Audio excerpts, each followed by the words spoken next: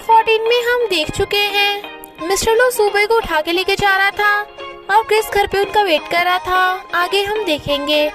I suggest आप part 15 से पहले पार्ट 14 भी देख लीजिए, जिसका लिंक आपको ऊपर आई बटन पर मिल जाएगा। अगर आपको मेरी वीडियोस अच्छी लगती है तो लाइक और शेयर करना, और हाँ, कमेंट कर ज़रूर बताना। और ऐसी ही नई नई लेटेस्ट वीडियोस देखने के लिए हमारे चैनल को सब्सक्राइब भी कर देना। पार्ट 15 में हम देखते हैं यितिंग कहती है, तुम कार्टून क्यों नहीं देख रहे, यहाँ क्यों बैठे हो? वो कहता है, मैं 3 बार देख चुका हूँ, मुझे पहले ही पता है इसमें आगे क्या होगा। मम्मी डैडी कब वापस आएंगे? तभी डोरबेल बजती है, बट वो मम्मी डैडी नहीं, असिस्टेंट होता है जो बहुत सारे खिलौने लेके अंदर घुस रहा था। यितिंग कहती है, अबे तू यहाँ क्या करने आया है? वो कहता है, तुम्हें लगता है मैं यहाँ आना चाहता था? यितिंग उसे घर से भगाने लगी थी। वो कहता है, रुको रुको, बॉस ने मुझे ये टॉयज क्रिस को देने के लिए कहा है। क्रिस कहता है, डैडी ने मेरे लिए टॉयज भेजे हैं तो जल्दी लाओ। वो अंदर आ जाता है। यितिंग कहती है, टॉयज रखते चले जाओ यहाँ से। वो कहता है, नहीं, मैं तो क्रिस के साथ खेलूंगा। क्रिस कहता है, अंकल तुम मेरी आंटी के साथ मैच नहीं करते तो पहले फुट लो यहाँ से, और वैसे भी मैं स्टूपिड्स के साथ नहीं खेलता। असिस्टेंट वाज लाइक, छोटा पैकेट बड़ा धमाल। पर यितिंग को हंसी आ जाती है और कहती है, गुड बॉय। क्रिस जोर जोर से हंस रहा था तो असिस्टेंट कहता है, ये तो बिल्कुल मिस्टर लू पे गया है। अगर मैं लोगों से कहूँ ना कि ये दोनों बाप बेटे हैं तो किसी को भी कोई शक नहीं होगा। यितिंग कहती है, अब निकलो यहाँ से। वो कहता है, अरे मैंने इतनी मेहनत की है, कम से कम पानी को तो पूछ ही लो। यितिंग पानी लेने चाहती है। असिस्टेंट क्रिस को न्यू लग्जरी टॉय कार दिखा रहा था, बट उसके पेट में गुड़गुड़ होने लगती है तो पूछता है, क्रिस वॉशरूम कहाँ है? क्रिस इशारे से बताता है तो असिस्टेंट जाने लगा था, बट वो वहाँ पे मिस्टर लू और आंटी के फोटोज लगे देख लेता है जिन पे बहुत सारे मार्क्स लगे थे तो हैरान। तभी यितिंग आकर कहती है, क्या कर रहे हो? वो कहता है, मैं तो वॉशरूम ढूंढ रहा था, पर असिस्टेंट को अभी भी कुछ शक हो रहा था, इसलिए वो सुबह के बारे में इन्वेस्टिगेशन करने को बोल देता है। सुबह कहती है, नीचे उतारो मुझे, सब लोग हमें देख के बातें बनाएंगे। वो कहता है, तो क्या हुआ, तुम मेरी वाइफ हो? सब लोग उन्हें देख रहे थे तो सुबह अपना मुंह छुपाती है। मिस्टर लू कहता है, अब तो मैं सबको दिखाऊंगा कि तुम मेरी वाइफ हो, ताकि कोई लड़का तुमसे फ्लर्ट ना करे। वो कहती है, नीचे उतारो मुझे, तो वो हंसता हुआ उतार देता है। वो कहती है, तुम बच्चे हो क्या जो ऐसे एक्ट कर रहे हो? मिस्टर लू कहता है, तुम गू कंपनी से इसलिए पार्टनरशिप करना चाहती हो ना, ताकि उस सड़ियल से रोज मिल सको? वो कहती है, कौन सड़ियल? मिस्टर लू वाज लाइक, तुम्हें पता है कौन सड़ियल? तभी चैंग से और गुयन आते हैं। वो कहता है, मुझे अपनी वाइफ पे पूरा भरोसा है, और उसे पकड़ के ले जाता है तो घर लाके सोफे पे बिठा देता है। फिर वो उसके पैर पे मसाज करता हुआ कहता है, तुम प्रेग्नेंट हो तो मुझे तुम्हारी केयर करनी पड़ेगी। वो कहती है, तुमने झूठ बोला है, मैं कोई प्रेग्नेंट नहीं हूँ। वो कहता है, मैंने तुम्हारे लिए झूठ बोला। वो कहती है, मैंने थोड़ी ना तुम्हें झूठ बोलने को कहा था, पर अब ये बताओ कि अब हम इसे ठीक कैसे करेंगे? वो कहता है, ग्रैंडमा बूढ़ी हो गई हैं, वो सच्चाई सहन नहीं कर पाएंगी, पर एक सॉल्यूशन है, प्रेगनेंसी को रियल कर दे। सुबह वाज लाइक, तुम पगला गए हो क्या? बट मिस्टर लू से जबरदस्ती पकड़ के किस करने लगता है, जबकि सुबह रोक रही थी। ग्रैंडमा और लू फिर घर आ रहे थे। ग्रैंडमा उन्हें देख कहती हैं, अबे क्या कर रहा है तू? वो दोनों एकदम से दूर हो जाते हैं। ग्रैंडमा कहती हैं, नालायक, अभी तो बेबी 3 महीने का भी नहीं हुआ और तू उसके पेट पे चढ़ा हुआ था, अपने हार्मोन्स को कंट्रोल नहीं कर सकता क्या? लू फिर कहती है, तुम सच्चाई क्यों नहीं बता देते? सुबह कहती है, मेरे गलती से पैर मुड़ गया था, इसलिए मिस्टर लू तो बस मसाज कर रहा था। ग्रैंडमा लू फिर को उसकी केयर करने को कहती है। वो कहती है, तुम ये ऑयल कैसे यूज कर सकती हो, ये तो बेबी के लिए नुकसानदायक है। ग्रैंडमा कहती हैं, ओ निकम्मे, तू इसका ऐसा ध्यान रख रहा है?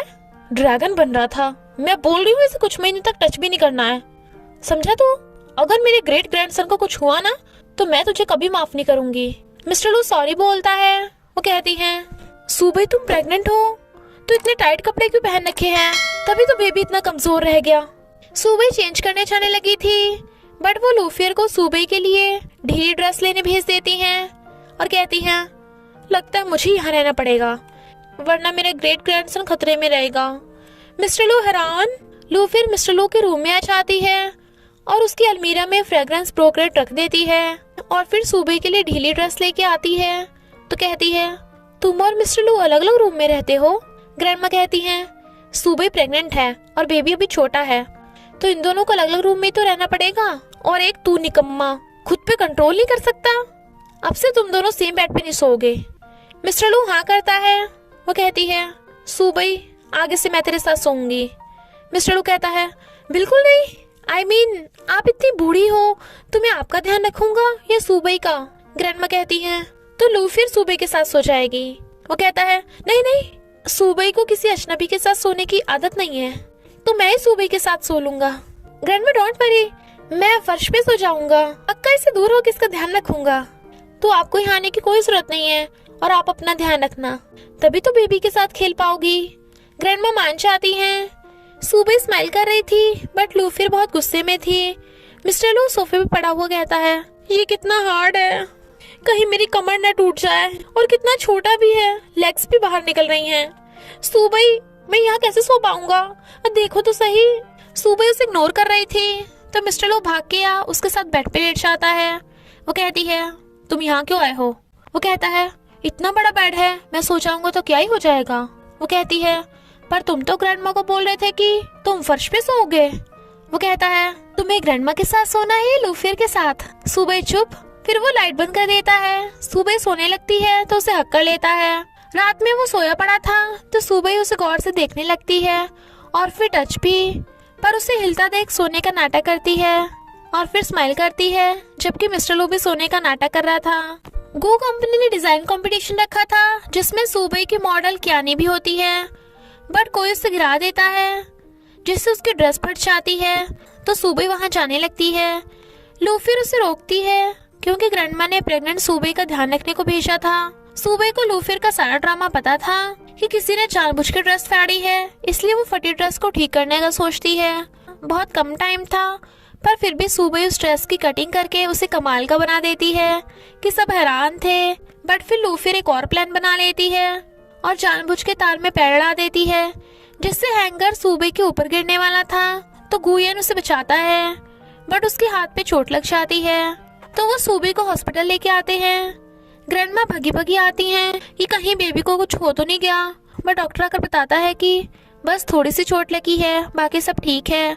वो पूछती हैं, बेबी कैसा है? डॉक्टर कहता है, कौन सा बेबी? वो प्रेग्नेंट नहीं है, आपको कोई गलतफहमी हुई है। ग्रैंडमा हैरान थी क्योंकि लूफियर तो यही चाहती थी। मिस्टर लू भी सुबह से मिलने आ चाहता है, बट ग्रैंडमा कहती है, बेबी कहाँ है? मैं तुम्हारी सारी पास्ट की गलती माफ करने के लिए रेडी थी, पर तुम बार बार मुझसे झूठ बोलती रही। सुबह कहती है, सॉरी ग्रैंडमा। मिस्टर लू कहता है, ग्रैंडमा मैंने सुबह से झूठ बोलने को कहा था। ग्रैंडमा बेहोश हो जाती हैं। सुबह कहती है, ये हमारी गलती है, हमें ग्रैंडमा को झूठ नहीं बोलना चाहिए था। वो कहता है, टेंशन मत लो, जब ग्रैंडमा ठीक हो जाएंगी तो हम दोनों उनसे माफी मांग लेंगे। गुयान को पता था ये सब लूफियर का प्लान था, तो कहता है, मैं तुम्हें लूफियर कहूँ या वेंगिंग? तुम अभी तक बदली नहीं हो। इनफैक्ट लूफियर का बचपन का नाम वेंगिंग है। जब वो नाथालय में थी तो हमेशा अच्छा होने का नाटक करती थी, जबकि उसकी इंटेंशंस बहुत बुरी थी। लूफियर कहती है, सॉरी मैं वेंगिंग नहीं हूँ, तुम्हें कोई गलतफहमी हुई है। वो कहता है, डोंट वरी, एक दिन तुम्हें पता चल जाएगा मैं कौन हूँ। मिस्टर लू कहता है, तुम फौरन चली जाओ और कभी वापस मत आना। वो कहती है, सॉरी ब्रदर, मैंने सुबह को जानबूझ के नहीं गिराया, तो मुझे फौरन मत भेजो। वो कहता है, ठीक है तो किसी से शादी कर लो, पर मेरा पीछा छोड़ दो। असिस्टेंट पूछता है, अब तो ग्रैंडमा और सुबह में से किसे चूज करेगा? वो कहता है, दोनों मेरे लिए इम्पोर्टेंट हैं, अभी तो मैं सुबह को सही से कन्फेस करने की सोच रहा हूँ। असिस्टेंट कहता है, तुझे नहीं लगता सुबह तुम्हारे सामने कुछ कुछ अजीब रिएक्ट करती है? वो कहता है, कौन सा अजीब? हम दोनों में तो बहुत रोमांस चल रहा है। और सुबह को कॉल कर कहता है, तुम्हें पता है ना, ड्रेस कोड जिसमें गर्दन से ऊपर और पैरों से नीचे तक पूरा कवर होना चाहिए, तो ऐसे कपड़े बिल्कुल मत पहनना जिसमें। वो कहती है, ओके ओके मिस्टर जेलसी। वो कहता है, आज रात को हम साथ में डिनर डेट करेंगे। वो हाँ कह देती है। मिस्टर लू कहता है, देखा मेरी वाइफ कितनी स्वीट है। असिस्टेंट कहता है, हाँ हाँ मुझे दिख रहा है, कैसे खूसट बुढ़ा प्यार में बावला हो गया है। तो मिस्टर लू उसे ऑफिस से भगा देता है। इधर बेबी ना मिलने की वजह से ग्रैंडमा कुछ खा भी नहीं रही थी और कहती हैं, मिस्टर लू मेरी बिल्कुल परवाह नहीं करता। लू फिर कहती है, नहीं ग्रैंडमा ऐसा नहीं है, मिस्टर लू ने तो अभी तक हमारी बचपन वाली एल्बम भी संभाल रखी है। आपको विश्वास नहीं हो रहा ना, तो अभी मंगवाती हूँ। और मिस्टर लू को कॉल करने का नाटक करती हुई कहती है, लगता है वो बिजी है। और सूबे को कॉल करके फोन जानबूझ के लाउडस्पीकर कर देती है। सूबे कहती है, जल्दी बोल, मेरे पास तेरे साथ बकवास करने का टाइम नहीं है। ग्रैंडमा कहती है, तुम्हें मेरे साथ बात करना बकवास लगता है? वो कहती है, नहीं ग्रैंडमा, मैं आपको नहीं बोल रही थी। ग्रैंडमा कहती है, इसका मतलब तुझे लगता है कि तू लूफियर से ऐसे बात कर सकती है? लूफियर सूबे को ग्रैंडमा के लिए फोटो एल्बम लाने को कहती है, तो सूबे मिस्टर लू की अलमीरा में एल्बम ढूंढने जाती है, बट उसे उसमें फ्रेग्रेंस ब्रोकन मिल जाता है। तो कहती है, यानी सबके पीछे मिस्टर लू था। पर उसे अब भी यकीन नहीं आ रहा था, क्योंकि क्या पता कोई कोइंसिडेंस हो, बट सारे सबूत मिस्टर लू के खिलाफ थे। यितिंग कहती है, पर मिस्टर लू तो तुम्हें डिवोर्स के बाद अपनी पूरी प्रॉपर्टी देने को रेडी था।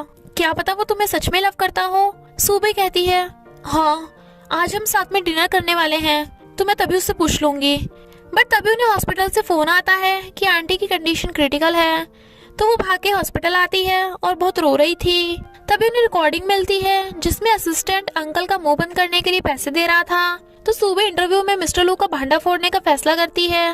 यितिंग कहती है, पर तेरे इस फैसले से क्रिस का क्या होगा? वो कहती है, मिस्टर लू ने तो पहले ही क्रिस का दिल तोड़ दिया, और आंटी के बाद अब तो मिस्टर लू को पनिशमेंट मिलनी चाहिए। इधर मिस्टर लू ने पूरा अरेंजमेंट कर रखा था सूबे को प्रपोज करने का, और फिर सूबे को मैसेज करता है, मेरी ब्यूटीफुल वीफे, आज डेट पर मिलेंगे। सूबे इंटरव्यू में बताती है कि मैं और मिस्टर लू 6 साल पहले इसलिए अलग हुए थे क्योंकि हम में आपस में बनती नहीं थी। मिस्टर लू भी ये देख हैरान था। रिपोर्टर पूछती है, तो तुम अब वापस क्यों आई हो? वो कहती है, क्योंकि मैं यहाँ मिस्टर लू से। बट यितिंग तभी वहाँ की लाइट्स ऑफ कर देती है और फिर सूबे को कुछ बताती है। लाइट्स के वापस आते ही सूबे बताती है, मैं यहाँ हम दोनों के बीच की मिसअंडरस्टैंडिंग को दूर करने के लिए आई थी क्योंकि हम दोनों एक दूसरे को बहुत लव करते हैं। लूफियर का सारा प्लान चौपटी हो गया था। मिस्टर लू स्माइल करता है, बट वो अभी भी कंफ्यूजन में था। इधर असिस्टेंट को उसके जासूस से कुछ पता चलता है, तो वो मिस्टर लू को मैसेज कर बताता है कि सुबह अपनी आंटी का बदला लेने के लिए यहाँ आई है ताकि तुम्हें और वांजन को बर्बाद कर सके। मिस्टर लू के तो एक्सप्रेशन ही बदल गए थे। और इसी के साथ पार्ट 15 का एंड हो जाता है। तो क्या सूबे की सच्चाई जानने के बाद मिस्टर लू उसे एक्सेप्ट करेगा या छोड़ देगा, ये जानने के लिए आपको पार्ट 16 देखना होगा। तो बस थोड़ा सा इंतजार करना, फिर मिलेंगे नेक्स्ट पार्ट में।